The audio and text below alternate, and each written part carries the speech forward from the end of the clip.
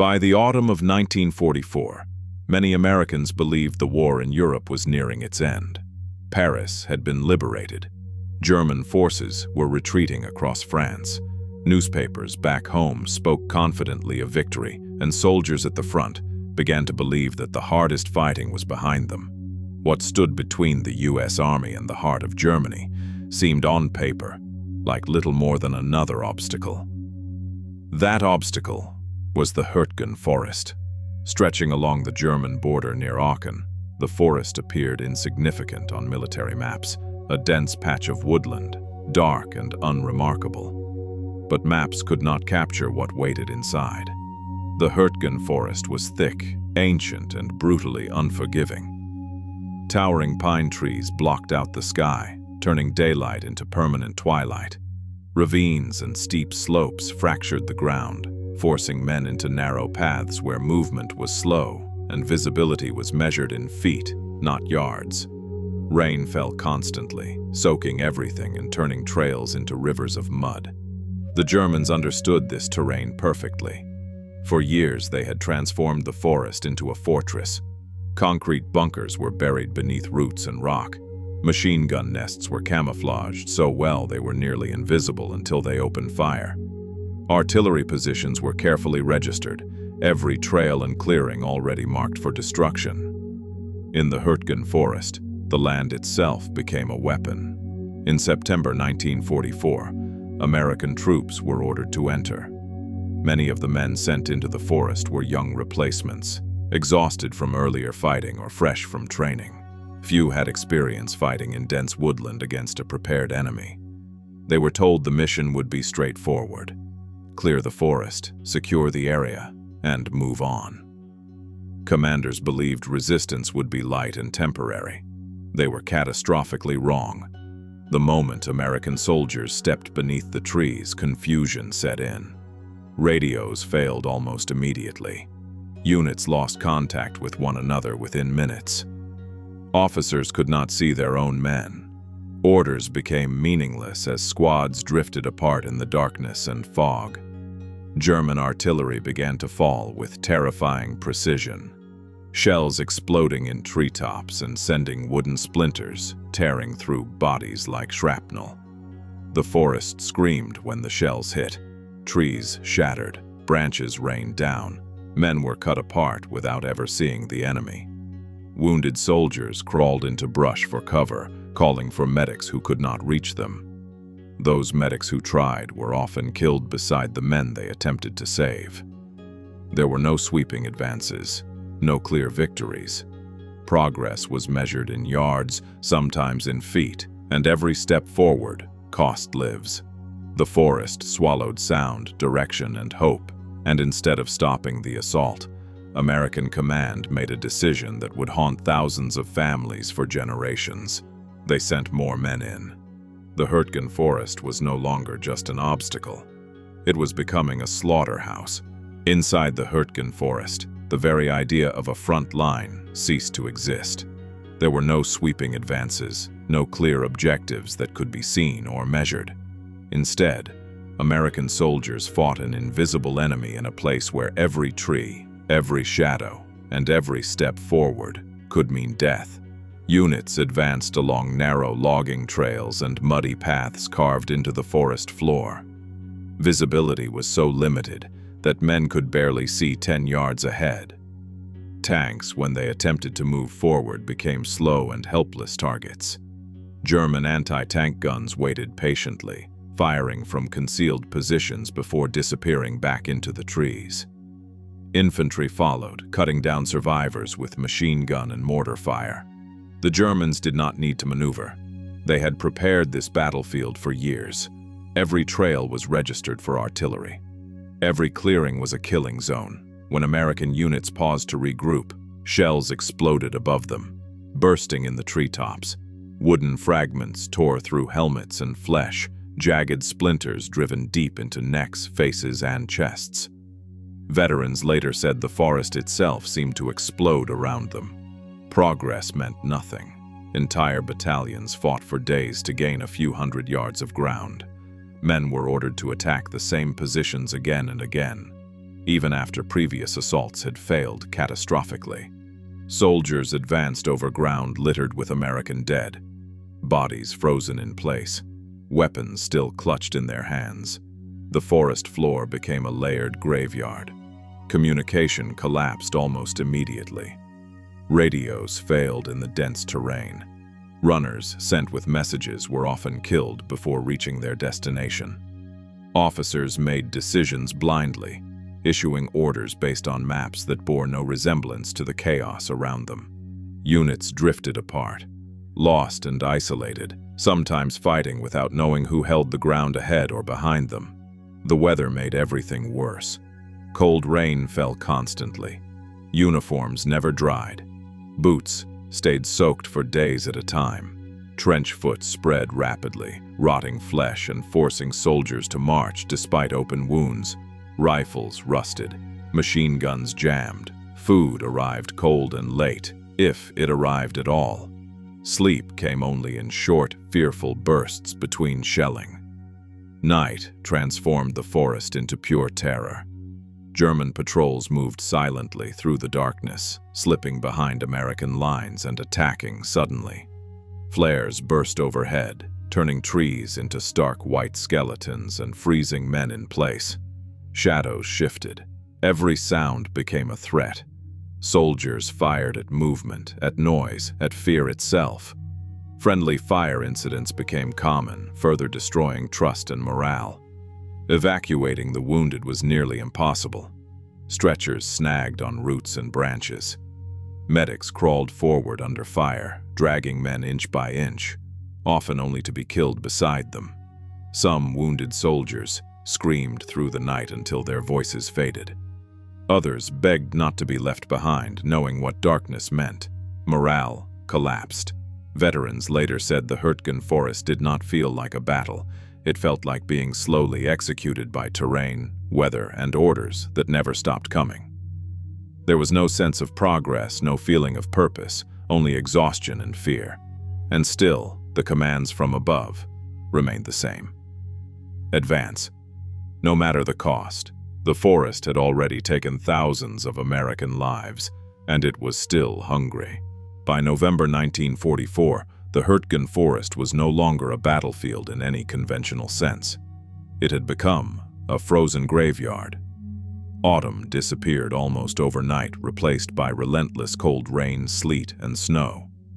Temperatures dropped below freezing, and the men trapped inside the forest felt the cold sink into their bones. Wet uniforms hardened into stiff, icy shells. Boots froze solid during the night. Fingers lost feeling, making it nearly impossible to reload weapons or even pull a trigger. Some soldiers simply did not wake up. American units attempted to dig foxholes, but the ground was frozen so hard that entrenching tools bent or broke. Many men scraped shallow depressions in the soil and huddled against trees for shelter that did not exist. The forest offered no protection. German artillery continued day and night, shells exploding high in the treetops. Each blast sent thousands of jagged wooden splinters screaming downward, tearing into bodies with a brutality that metal shrapnel could not match. Men were killed without ever seeing the enemy. The forest itself magnified fear. Sounds echoed strangely, impossible to place. A snapped branch might be a patrol, or nothing at all. German troops exploited this perfectly, launching sudden attacks and fading back into the darkness. American soldiers fired at shadows, at movement, at imagined threats. Ammunition dwindled. Exhaustion took over. Mental collapse spread rapidly. Men shook uncontrollably, unable to stop. Some stared blankly, unresponsive to orders. Others wandered off into the forest in confusion, their fate never known. Officers tried to maintain discipline, but even they were breaking. Entire units became ineffective without being destroyed, hollowed out by fear and fatigue. Casualties piled up relentlessly. Wounded soldiers froze where they fell, waiting hours or days for evacuation that never came. Infection set in quickly. Some men died screaming through the night. Others faded silently by morning. The dead were often left unburied, frozen in place where they fell. Soldiers stepped over corpses so often that death became background scenery. And still, the orders continued. American command insisted the forest had to be taken, even as officers on the ground questioned the mission's purpose. The terrain offered little strategic value. The cost was staggering. Tens of thousands of Americans were killed, wounded, or missing, not in a single dramatic moment, but slowly, relentlessly, without glory. Morale collapsed completely.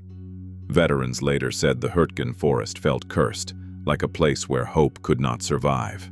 There were no heroic breakthroughs, no sense of progress, only endless suffering. The forest drained men of strength, courage, and sanity. By early December, entire American divisions were shattered. Then, just as the survivors clung desperately to their positions, another disaster began to unfold. German forces were gathering for a massive counteroffensive, one that would erupt out of the Ardennes and plunge the exhausted Americans into yet another nightmare. The men who survived the Hürtgen Forest would be thrown directly into it. Many would later say that what came next was terrible, but nothing ever erased what the forest had already done to them. The Hürtgen Forest did not just kill American soldiers, it destroyed them long before death arrived. When the fighting in the Hürtgen Forest finally came to an end, there was no moment of triumph. No flags raised, no cheering crowds. The guns simply fell silent, leaving behind a forest soaked in blood and a generation of American soldiers forever changed. Unlike other battles of the war, the Hürtgen Forest ended not with victory, but with exhaustion and unanswered questions. The cost was staggering. By December 1944, more than 30,000 American soldiers were killed, wounded, or missing in the forest. Some historians believe the number was even higher. Entire divisions were shattered beyond recognition. Veteran units that had survived Normandy and the push across France were reduced to fragments. Replacement soldiers arrived only to be swallowed by the same conditions that destroyed those before them. And for what? The ground gained held little strategic value. The feared German dams were never effectively used against Allied forces. German units were not decisively destroyed.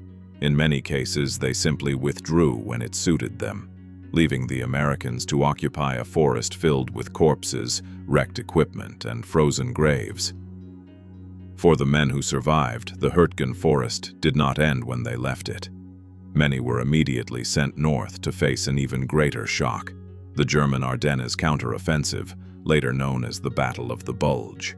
Exhausted, under strength, and mentally broken, they were asked to stop Hitler's last gamble. Some did. Many did not survive long enough to see Germany fall. Those who made it home carried the forest with them. Veterans rarely spoke about the Hürtgen Forest. It was not like Normandy, where courage could be tied to a clear purpose. It was not like the liberation of Paris or the final push into Germany. The forest offered no clean memories, only endless rain, splintering trees, screaming wounded, and orders that never stopped. Men came home missing fingers, toes, and limbs lost to frostbite and shrapnel. Others suffered lung damage from weeks spent soaked and freezing. But the deepest wounds were invisible. Nightmares plagued them for decades. Sudden panic at the sound of cracking wood. Sleepless nights filled with memories of voices calling for help in the dark. For decades, the Hürtgen Forest barely existed in American memory. It did not fit the heroic narrative of the war. There were no famous photographs, no dramatic turning points, no clear justification for the losses. The men who fought there faded quietly into civilian life, carrying a battle few Americans ever learned about. Their suffering was real, even if history chose not to dwell on it. Yet their endurance mattered. The soldiers who endured the Hürtgen Forest absorbed Germany's last prepared defenses.